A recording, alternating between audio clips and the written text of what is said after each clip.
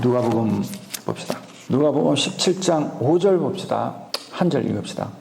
사도들이 주께 여짜오되 우리에게 믿음을 더하소서.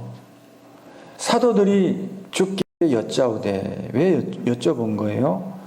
실족해 하는 것이 많고, 그리고 실족해 하는 자는 차라리 연자 맷돌을 목에 들이오라. 연자 맷돌이라는 것은 옛날 형벌 중에 하나인데, 추수를 하면 요즘은 기계로 이삭을 까잖아요. 밀이든 쌀이든. 또 곡식을 곱게 갈아서 가루를 만들어서 음식을 만들 때도 맷돌을 쓰는데, 보통은 이제 손으로 이렇게 맷돌을 돌리죠. 그 맷돌도 굉장히 무거워요. 왜냐하면 그 맷돌의 돌이 가장 단단한 돌을 써야 돼요. 이 곡식도 굉장히 단단하단 말이에요. 대부분 그런 돌이 거칠고 무겁고 단단한 돌, 검정색을 띠고 있어요. 검정색이 가장 단단한 돌에 속한다 그래요. 그래서 이제 그렇게 무거운 돌을 가지고 맷돌을 만드는데, 조그만 맷돌도 우리 윗짝 한 장 들어 올리기 힘들어요. 연자 맷돌은 지름이 한 2m 정도 돼요. 대부분은 나귀가 돌리고, 더 큰 맷돌은 말이 돌리고, 더 큰 맷돌은 말 두세 마리를 묶어서 맷돌을 이게 돌리게 돼 있어요. 얼마나 큰 맷돌인지 몰라요. 로마 시대 때 이 연자 맷돌 형벌이 있었는데, 연자 맷돌을 발에다 묶어서 바다에 던지는 것입니다. 그래서 이 형벌의 목적은 시체도 건지지 못하게, 시체도 찾지 못하게 하는 그런 형벌이에요. 그런데 작은 자 중에 하나를 실족해 하면 차라리 연자 맷돌을 그 목에 메우고 바다에 빠지는 것이 더 낫다. 가장 비참한 게 목에다가 연자 맷돌을 묶어서 바닷속에 던지는 것입니다. 그래서 물속에도 거꾸로 바닷속에 가라앉는 거죠. 얼마나 무서운 형벌이에요. 그런데 이 형벌이 차라리 낫다. 산자를 바닷속에 거꾸로 목을 매달아 맷돌과 함께 떨어뜨리는 이 형벌보다, 이 형벌이 작은 자 하나를 실족해 하는 것보다 더 낫다는 거예요. 그러니 사람을 실족해 하는 이 죄가 얼마나 크냐고요. 얼마나 큰 줄 알아야 되는 것입니다. 오늘날 교회 안에 성도들을 실족해 하고 성도들의 마음을 상하게 하고 성도들 무서운 줄 모르는 사람들, 당신들에게 연자 맷돌이 목에 들이워서 바다에 빠치는 것이 낫다는 것을 기억해야 되는 것입니다. 누가 성도들을 실족해 하고 교회에서 떨어져 나가게 하는 것입니까? 한 영혼이 천하보다 길한데 예수님께서 하늘 보좌 버리고 이 땅에 오셔서 피와 물을 다 쏟으시고 부활하시고 그 한 사람을 구했는데 그 사람을 실족해 한다. 교회에 보면은 다들 지금 거꾸로 생각하고 있어요. 집사가 되고 안수 집사가 되고 장로가 되고 또 사역자가 되고 목회자가 되고, 이것이 무슨 세상으로 바벨탑 올라가듯이 제일 꼭대기에 올라간 사람이 가장 권력이 있다고 생각하는 것 같아요. 신앙이 깊을수록 사랑이 많아야 되고 사람들을 품어줘야 되고 이해해주고, 그리고 눈물로 기도해야죠. 작은 자는 영적으로 이제 예수님을 믿고 예수님을 믿어보려고 하는 사람이겠죠. 바리새인들처럼 유대 관원처럼 부자로 저가 권력을 얻어서 온갖 호화로운 연락을 이 땅에서 누리다가 죽어서 음부에 갔을 때, 너는 살았을 때 좋은 것을 받았다. 하나님으로부터 이 꼬마야, 너는 살았을 때 네 좋은 것을 받았다. 이 꼬마야, 이 작은 자야. 오늘날 지금 교회에서 그런 식으로 교회가 움직이면 안 되는 것입니다. 교회는 하나님의 나라의 섭리대로 움직여야 되는 것입니다. 세상 방식대로 교회를 이끌어 가려고 하는 그런 가치관을 가지면 절대로 안 되는 것입니다. 교회는 은혜의 세계예요. 그리고 자원하는 마음들이 이곳저곳에서 일어날 수 있도록 하나님의 은혜와 사랑이 충만해야 되는 것입니다. 교회 모이기를 즐거워하고 힘쓰게 할 수 있도록 그렇게 만들어야 되는데, 사실 그게 쉬운 건 아니니까 그렇게 하겠죠. 하나님을 정말 뜨겁게 사랑하고 하나님 앞에 열심으로 자기에게 맡겨진 일을 헌신봉사 충성하고 힘을 다해 목숨을 다해 뜻을 다해 마음을 다하여 하나님을 사랑하고 내 몸과 같이 이웃을 사랑하라. 이 두 가지만 잘 지켜도 교회 안에는 사람들이 마음을 다 합할 수 있게 되는 줄 믿습니다. 왜냐하면 하나님께서 우리 마음 가운데 자기 형상과 모양대로 우리를 지었기 때문에 우리 영혼이 사랑과 은혜와 감사와 기쁨과 또 성도 간의 교제를 누구든지 좋아하고 즐거워하게 돼 있어요. 아니 누가 옆에 사람이 있는데 당신은 참 훌륭하십니다. 아유 너무 감사합니다. 이렇게 서로 나보다 낮게 여기고 지지해주고 칭찬해주고 겸손하는 것을 좋아하지 누가 저 사람 오기만 해도 부담스럽고 힘들고 꼴 보기 싫어 왜 저러지. 만약에 이렇게 한다면은 누가 거기 가고 싶겠냐고요. 세상 모임도 그러는데 하나님의 나라는 다 너나 나나 은혜 받은 사람들 아니에요. 다 빚쟁이들 모여가지고 다 탕감받은 사람들 이 모양 저 모양 모여있는데 거기 잘난 게 어딨냐 이거죠. 어디서 거기서 자기 이름을 높인다 이 말인지 나는 이해가 안 돼요. 하나님을 많이 사랑하는 자는 빚 탕감받는 게 더 많다. 흉악한 죄가 있을지라도 탕감받았으면 그 은혜 때문에 우리가 주님 교회를 사랑하고 이 땅의 교회가 천국의 모형으로서 좀 존재하게 되면 좋겠다. 그리고 요즘 주일만 예배 드리고 이런 거 안 좋아요. 요즘 시대가 얼마나 영적으로 악한 시대인데 주일날 1시간 와서 예배 드리고 어떻게 성령이 충만해지고 그렇게 할 수 있다는 건지, 기도도 안 하고 어떻게 은혜를 받고 영적인 것을 깨달을 수 있는지 난 참 너무너무 신기해. 교회에 직분을 맡은 자들은 더 조심해야 되는 것입니다. 연자 맷돌을 그 목에 들이우고 바다에 빠진다. 가장 처참한 벌이에요. 물속에서도 똑바로 서지 못하고 거꾸로 서 있어. 왜? 그 자가 살았던 게 거꾸로 살았기 때문에, 하나님의 뜻과는 거꾸로 살았기 때문에 그 시체조차도 건질 필요가 없는 것입니다. 바다는 땅이랑 달라요. 바다에는 곡식이 열릴 수 없어요. 열매가 열릴 수 없는 곳이 바다인 것입니다.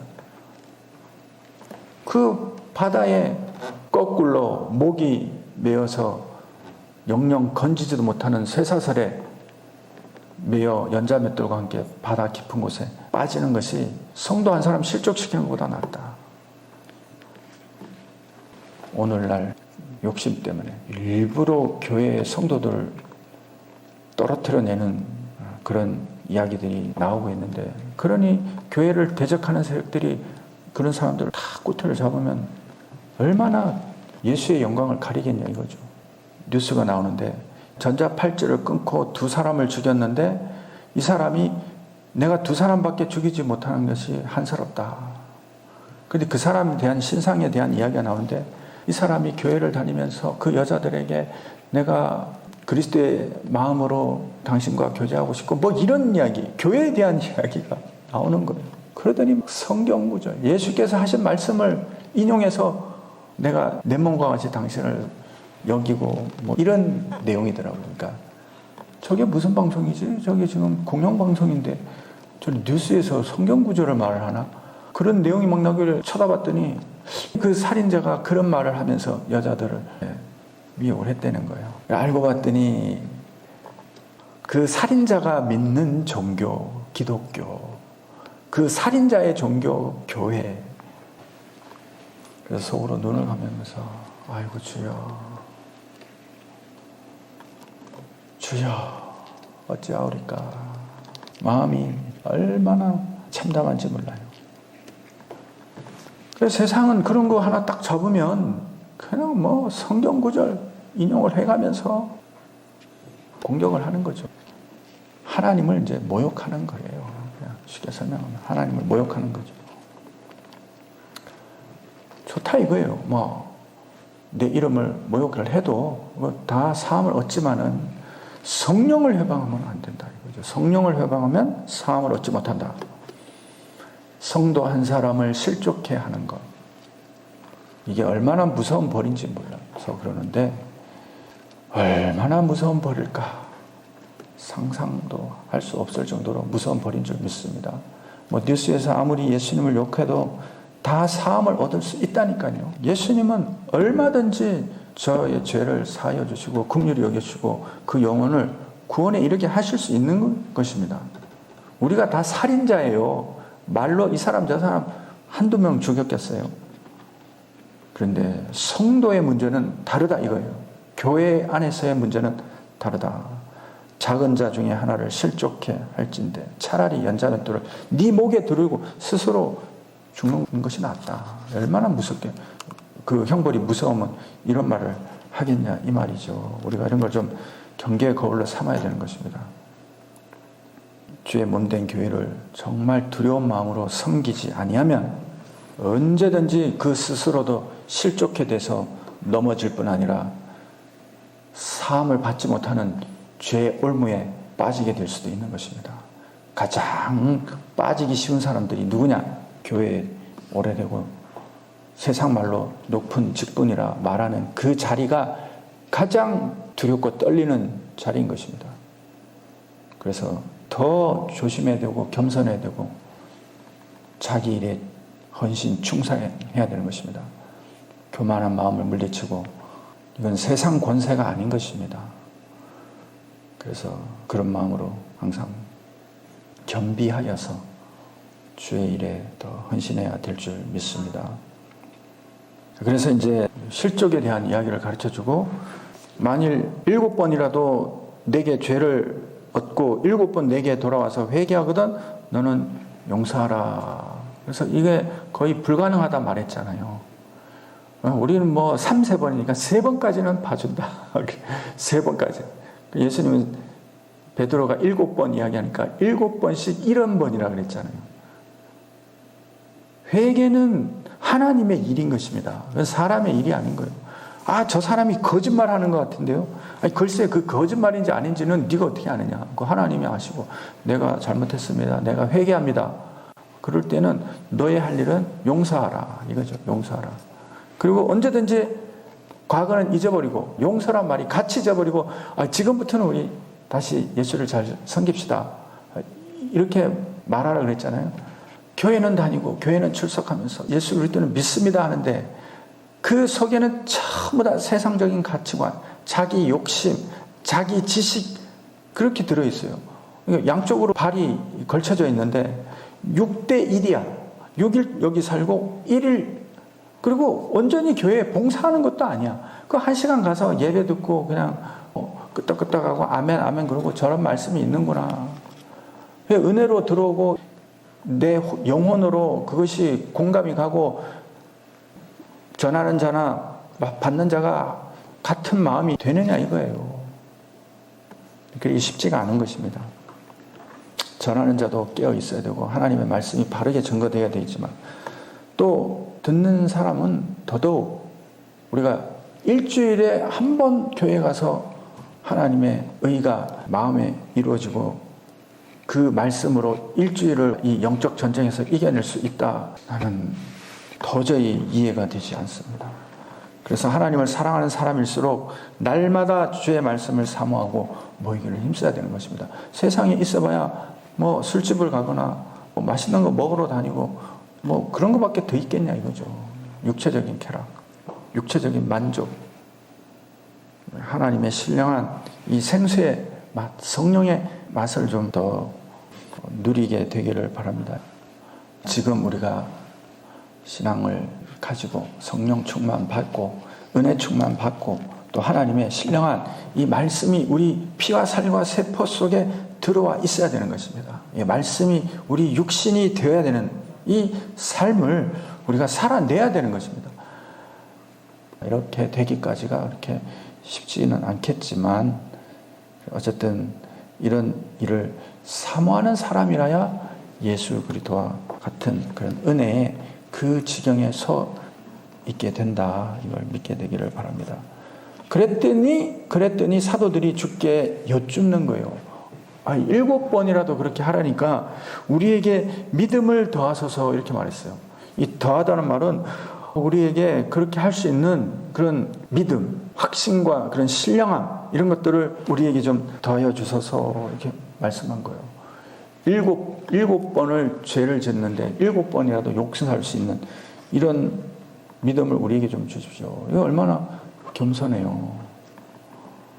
이런 거 놓고 우리 지금 기도 좀 해야 되는 것입니다. 솔직히 자녀들, 그 사랑하는 자녀들도 3번 이상 똑같은 일을 반복하면 참지 못할 터인데 이게 얼마나 힘들겠냐고요. 나랑 모르는 타인이 그렇게 한다면은.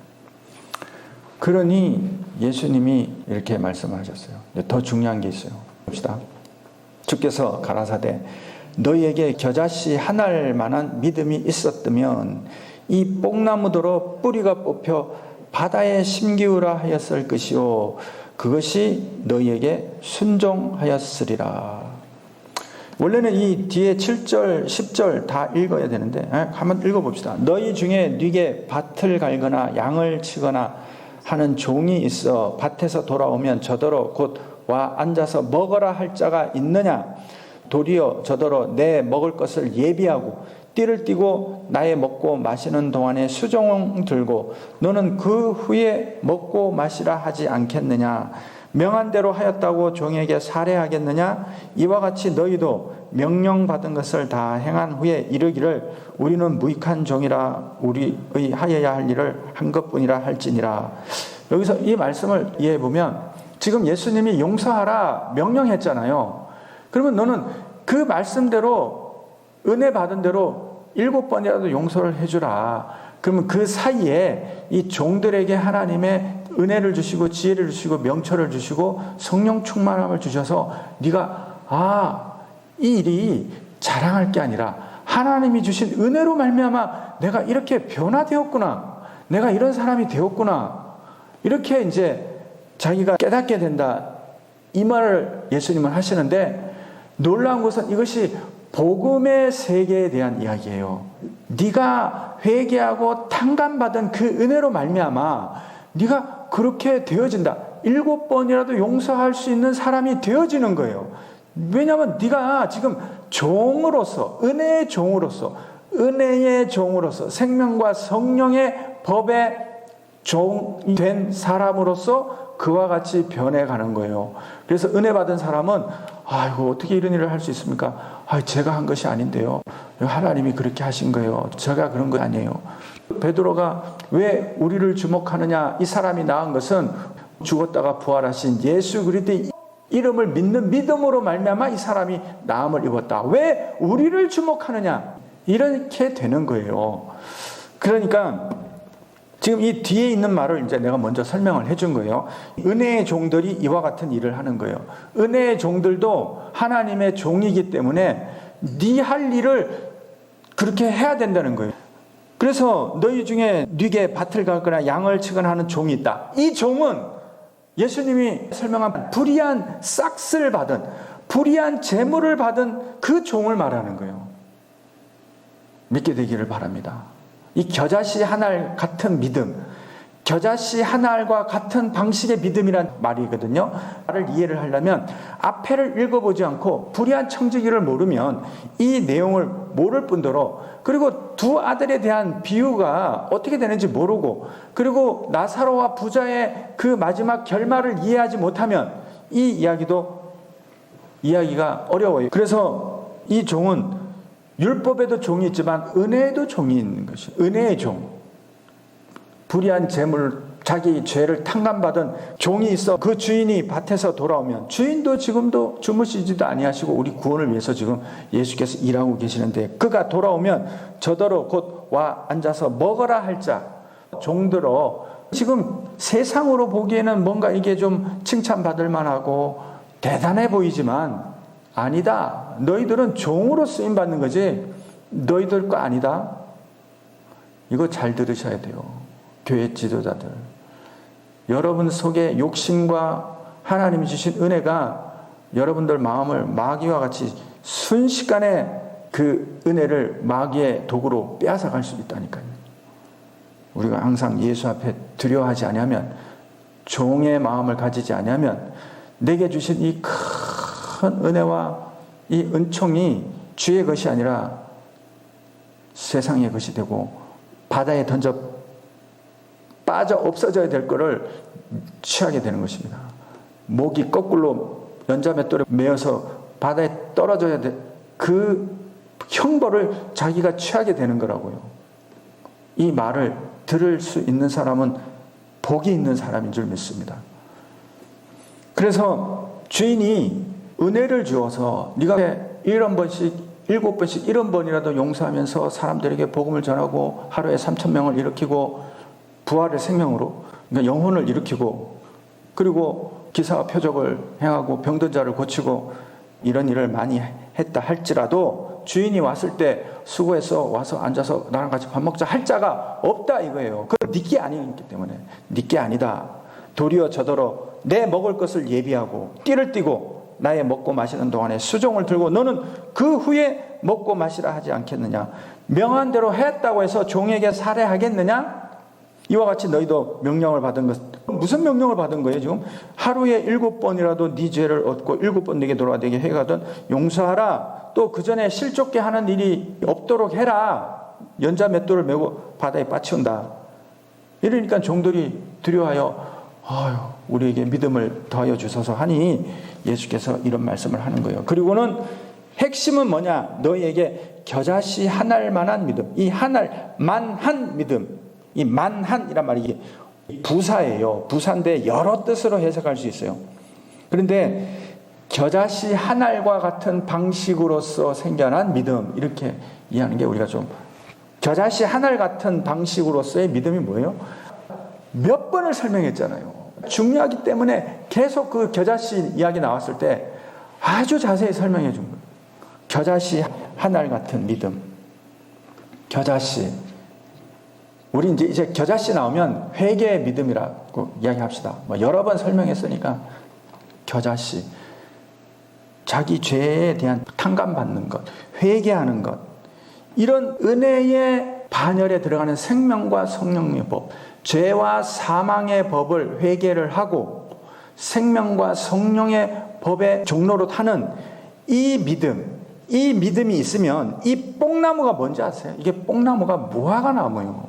그래서 무화과 나무는 아담이 하나님이 먹지 말라는 실과를 먹고 저가 무화과 나무는 선악과를 예표한다 그랬잖아요. 이 선악과가 바로 첫째 아들이요. 그리고 그 불의한 청지기의 시무를 셈할 때 이제 그 직분을 패하는 그 직분이요. 옛사람 아담에게 속한 직분이요. 육체에 속한 직분이라고 그랬잖아요. 근데 그것도 물론 율법이 율법으로서 죄에 대한 하나님의 엄정한 경고로서 율법이 일을 하면 율법도 신령하지만 뽕나무로 의를 얻으려면 항상 우리가 율법의 법을 행해야 되는데 그것이 안 되잖아요. 그래서 이 뽕나무의 뿌리가 뽑혀 바다에 심기우라.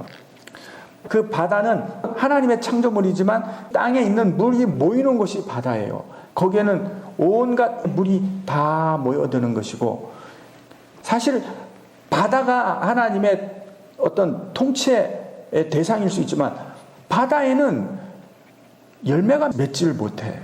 창세기에는 바다를 만드셨지만 계시록에는 하나님이 바다를 없애버리신다고.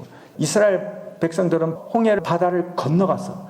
바다를 쪼개고 건너간 다음에 광야에서 모세의 노래를 불렀고 그 애굽 백성들은 하나님을 시험하려고 들어갔다가 물속에 다 수장돼서 죽어버렸어요.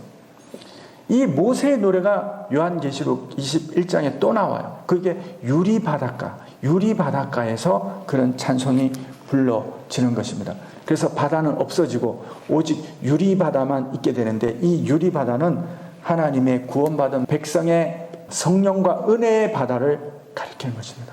성령과 은혜의 바다. 그래서 여기서 말하는 이 바다는 멸망받을 바다를 말하는 것입니다. 없어질 바다. 그래서 뽕나무는 선악과요 청지기가 말하는 그 내 씨물을 더 이상 하지 못할 직분을 말하는 거예요. 죄와 사망의 법. 그 무화과 나무의 뿌리가 뽑혀서 바다에 빠치우라 하면은 그것이 너희에게 순종할 것이다. 은혜의 법이 커요, 죄와 사망의 법이 커요. 은혜의 법이 큰 줄 믿으시기 바랍니다. 믿음과 생명과 성령의 법이 죄와 사망의 법을 에워싸는 것입니다. 이 말을 이해를 할 수 있게 되기를 바랍니다. 우리 자녀들이 죄를 짓고 뭐 여러 가지 잘못을 해도 사랑으로 품는 것이 큰 것이지, 죄를 들춰내는 것이 하나님 앞에 온전한 것이 아닌 줄 믿게 되기를 바랍니다. 우리가 이렇게 할 수 있는 이 겨자씨 믿음은 하나님의 죄사함 받은 은혜에 감격한 그러한 그 생명과 성령의 법을 받은 사람만이 7번을 용서할 수 있는 은혜의 능력이 우리에게 있게 되는 것입니다.